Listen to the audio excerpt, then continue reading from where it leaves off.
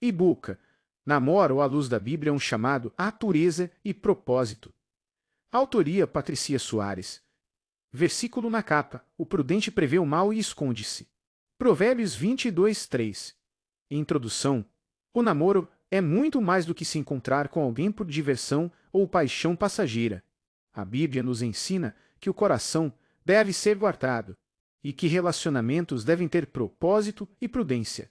Este e-book foi escrito para ajudar jovens a entenderem que o namoro não é um brinquedo e que Deus nos chama a pureza, sabedoria e propósito.